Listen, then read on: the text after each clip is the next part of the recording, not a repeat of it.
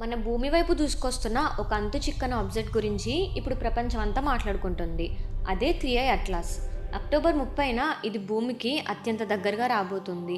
దీని మూమెంట్ చూస్తుంటే ఒకప్పుడు బాబా వంగ చెప్పిన గ్రహాంతరవాసుల ఫ్యూచర్ ప్రెడిక్షన్ నిజమయ్యేలా ఉందన్న భయం, ఆసక్తి, అనుమానం అన్నీ కలగలిసి ఉక్కిరి బిక్కిరి చేస్తున్నాయి. అసలు బాబా వంగ గురించి ప్రత్యేకంగా చెప్పాల్సిన పనే లేదు. ఎందుకంటే ఆమె అందరికీ తెలిసిన వ్యక్తే. ఆమె చెప్పిన ప్రతిదీ నిజమవుతూ వస్తుంది. సరిగ్గా 2025లో హ్యూమన్స్కి ఏలియన్స్తో ఫస్ట్ కాంటాక్ట్ ఏర్పడుతుందని ఆమె ఎప్పుడో చెప్పారు. ఇప్పుడు 2025లో ఈ 3i అట్లాస్ అనే వింత వస్తువు మన సోలార్ సిస్టంలోకి రావడం కోయిన్సిడెన్సా? అస్సలు కాదని చాలామంది అంటున్నారు. అసలు ఈ 3i అట్లాస్ ఏంటి? దాన్ని ఎలా కనిపెట్టారు? దానివల్ల మనకేమైనా ప్రమాదం ఉందా? తెలుసుకుందాం పదండి. నాసా ఫండింగ్తో చిలీలో ఉన్న అట్లాస్ అనే టెలిస్కోప్ నుంచి జూలై 1, 2025న దీన్ని ఫస్ట్ టైం గుర్తించారు. అట్లాస్ ఫుల్ ఫామ్ వచ్చేసి asteroid terrestrial impact last alert system అన్నమాట. మన సోలార్ సిస్టంలోకి వచ్చిన 3వ గ్రహాంతర వస్తువు కాబట్టి దీనికి 3i అనే పేరు వచ్చింది. ఐ అంటే ఇంటర్స్టెల్లర్, అంటే గ్రహాంతర అని అర్థం. అట్లాస్ అనేది ఈ ఇంటర్స్టెల్లర్ ఆబ్జెక్ట్ని గుర్తించిన టెలిస్కోప్ కాబట్టి దీనికి 3i అట్లాస్ అనే పేరు వచ్చింది. ఈ ఆబ్జెక్ట్ స్పీడ్ ఎంతంటే గంటకి ఏకంగా 130,000 మైళ్ళు, అంటే ఊహకి కూడా అందనంత స్పీడ్. ఒక ఎగ్జాంపుల్ లాగా చెప్తాను. మనం కనుక ఈ 3i అట్లాస్ స్పీడ్తో ట్రావెల్ చేస్తే హైదరాబాద్ నుంచి ఢిల్లీకి ఓన్లీ 27 సెకండ్స్లో వెళ్ళిపోతాం అన్నమాట. ఇప్పుడు మ్యాచ్ చేసుకోండి దాని స్పీడ్ ఎంతో. ఇది ట్రావెల్ చేస్తున్న పాత్ కూడా చాలా విచిత్రంగా ఉంది. సూర్యుడి గ్రావిటేషన్కి అట్రాక్ట్ అవ్వకుండా హైపర్బోలిక్ ట్రాజెక్టరీలో దూసుకుపోతుంది, అంటే మన పక్క నుంచే వెళ్ళిపోతుంది. అంతేకాదు దీని సైజ్ దాదాపు 15 మైళ్ళ వెడల్పు ఉంటుందని అంచనా వేస్తున్నారు. అంటే ఇది వైజాగ్ సిటీ అంత ఉంటుందట. మొదట దీన్ని ఒక సాధారణ తోకచుక్క అనుకున్నారు. తోకచుక్క అంటే కామెట్. కానీ తోకచుక్క లక్షణాలేవి దీనికి లేకపోవడం, అలాగే స్పీడ్ అండ్ మొమెంటం ఇవన్నీ తేడా కొడుతున్నాయని సైంటిస్టులు గుర్తించారు. ఈ 3i అట్లాస్ కంటే ముందు 2 ఇంటర్స్టెల్లర్ ఆబ్జెక్ట్స్ మన స్పేస్లోకి వచ్చాయని చెప్పుకున్నాం కదా. ఆ ఆబ్జెక్ట్స్ అయిన ఓమువామువా, 2i బోరిసౌ లాంటి ఇంటర్స్టెల్లర్ ఆబ్జెక్ట్స్తో కంపేర్ చేస్తే ఈ 3i అట్లాస్ ఎందుకంత స్పెషలో ఇప్పుడు చూద్దాం. సైజ్ పరంగా చూస్తే ఇది వాటికంటే చాలా పెద్దది. ఓమువామువా 200 మీటర్స్ లోపు ఉంటే 2i బోరిసౌ 1 కిలోమీటర్ కన్నా తక్కువ ఉంటుంది. కానీ 3i అట్లాస్ ఏకంగా 15 నుంచి 20 కిలోమీటర్ల వెడల్పు ఉండొచ్చని అంటున్నారు. ఇది ఒక చిన్న రాతి ముక్క కాదు, పెద్ద కొండ లాంటిది. ఈ ఆబ్జెక్ట్ ఏజ్లో కూడా చాలా డిఫరెంట్. చాలా పాత గెలాక్సీ నుంచి వస్తుందని కొన్ని పరిశోధనలు సూచిస్తున్నాయి.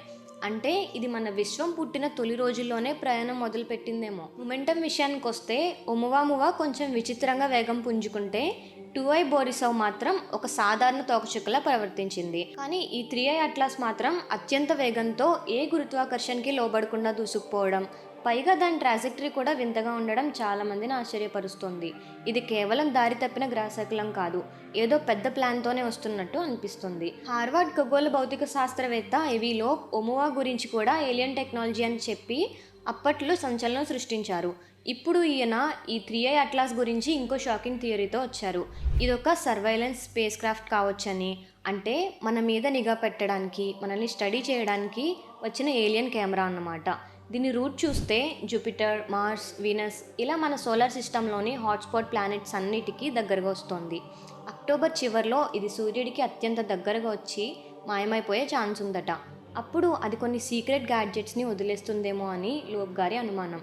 అయితే ఒక థియరీ ప్రకారం సూర్యుడు, చంద్రుడు, గ్రహాలు ఇవన్నీ ఒకప్పుడు దుమ్ము, ధూళి, వాయువుల నుంచి పుట్టినవే. ఖగోళ శాస్త్రవేత్తలు దీన్ని సోలార్ నెబ్యులా అని పిలుస్తారు. ఈ మేఘం కుచించుకుపోయి మధ్యలో సూర్యుడు, దాని చుట్టూ ఉన్న పదార్థం చిన్న చిన్న రాళ్ళుగా, తర్వాత గ్రహాలుగా మారాయి. అయితే ఈ ప్రక్రియ పెద్ద కాస్మిక్ కల్లోలంలా ఉండేది. కొన్ని గ్రహాలు తమ చుట్టూ ఉన్న రాళ్ళను అట్రాక్ట్ చేసుకొని పెద్దవవుతుంటే, కొన్ని గ్రహాలు ఒకదానితో ఒకటి ఢీకొట్టుకున్నాయి. ఈ ఢీకొనడం వల్ల కొన్ని రాళ్ళు, గ్రహశకలాలు చాలా స్పీడ్గా అంతరిక్షంలోకి విసిరేయబడ్డాయి. అప్పుడు ఈ శకలాలు ఏ గ్రావిటేషన్కి లోబడకుండా తమ దారిలో తాము ప్రయాణించడం మొదలుపెట్టాయి.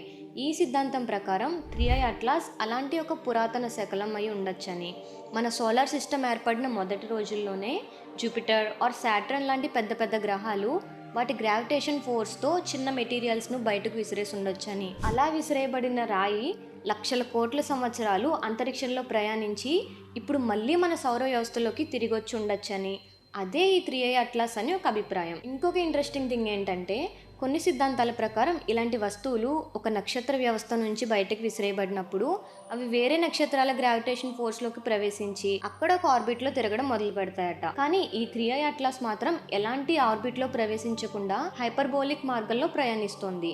ఇది ఒకసారి మన సోలార్ సిస్టమ్ను విజిట్ చేసి మళ్ళీ తిరిగి అనంత అంతరిక్షంలోకి వెళ్ళిపోతుంది.